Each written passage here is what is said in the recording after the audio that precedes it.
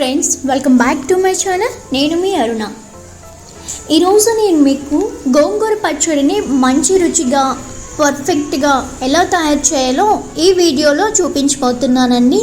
ఒకసారి ఇలా ట్రై చేసి చూడండి, టేస్ట్ చాలా బాగుంటుంది. ఈ పచ్చడి 10 రోజుల పైన నిల్వ ఉంటుంది. వేడివేడి అన్నంలో కొద్దిగా నెయ్యి వేసుకొని తింటే చాలా బాగుంటుంది. మరి ఇప్పుడు తయారీ విధానాన్ని చూపిస్తాను.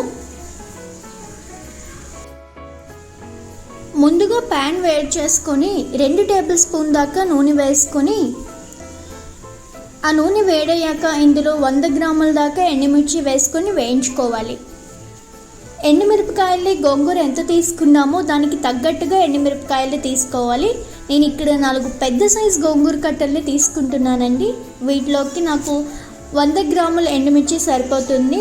మాడకుండా ఫ్రై చేయండి. మిరపకాయలు మాడిపోతే టేస్ట్ మారిపోతుందండి, చేదు వస్తుంది. అందుకని మాడకుండా చూసుకోండి. ఎండుమిర్చి ఇలా ఫ్రై అయ్యాక వీటిని ఒక ప్లేట్లోకి తీసుకొని పక్కన పెట్టేసుకోండి.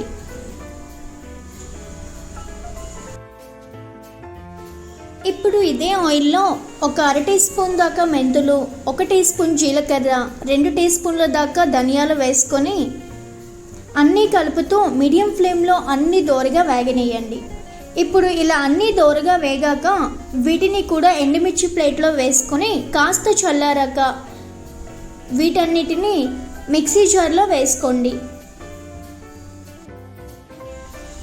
అలాగే రుచికి సరిపడా సాల్ట్ని కూడా వేసుకోండి. నేను ఇక్కడ కల్లుప్పుని తీసుకుంటున్నానండి. మీ దగ్గర లేకపోతే మీరు సాల్ట్ కూడా తీసుకోవచ్చు.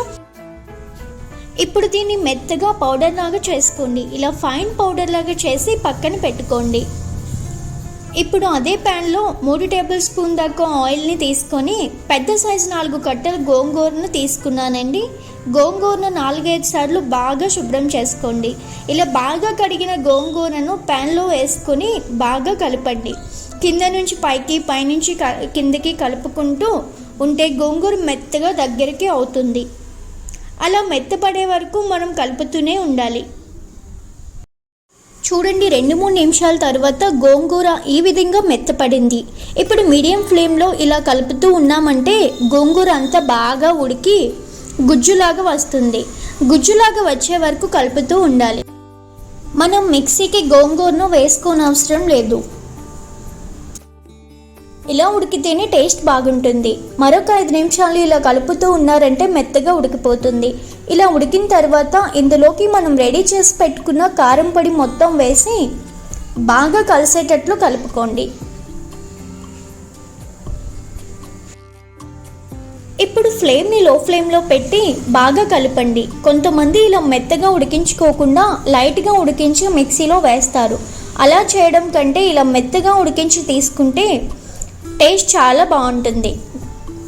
ఇప్పుడు ఇలా బాగా కలుపుకున్న తర్వాత ఈ పచ్చడిని తీసి పక్కన పెట్టుకోండి. ఇప్పుడు మనం పోపు పెట్టుకుందాం. ఇప్పుడు పోపు కోసం ప్యాన్ తీసుకొని ఇందులోకి 1/2 కప్పు దాకా నూనె వేసుకుందాం.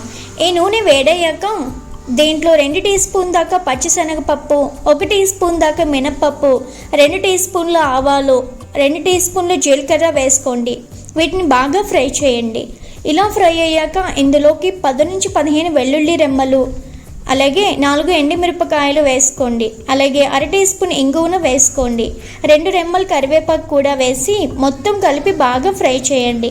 ఇలా ఫ్రై అయ్యాక ఆల్రెడీ రెడీ చేసి పెట్టుకున్న గోంగూర పచ్చడిని ఇందులో వేసుకొని మొత్తం కలిసేటట్లుగా బాగా కలపండి. ఇలా మొత్తం కలిపాక స్టవ్ ఆఫ్ చేసి ఏదైనా సీసాలో స్టోర్ చేసుకోండి. మీకు 10 రోజుల పాటు నిల్వ ఉంటుంది. ఇంకా ఎక్కువ రోజులు కావాలి అంటే ఫ్రిడ్జ్లో స్టోర్ చేసుకోండి. అంతే అండి, గోంగూర పచ్చడి రెడీ అయిపోయింది. వేడివేడి అన్నంలో కాస్త నెయ్యి వేసుకుని తిన్నారంటే టేస్ట్ అద్దిరిపోతుంది. మన తెలుగు వారు ఎంతో ఇష్టపడే గోంగూర పచ్చడి రెడీ అయిపోయింది. మీరు కూడా ట్రై చేసి ఎలా వచ్చిందో నాకు కామెంట్ చేయండి. సబ్స్క్రైబ్ చేసుకోండి.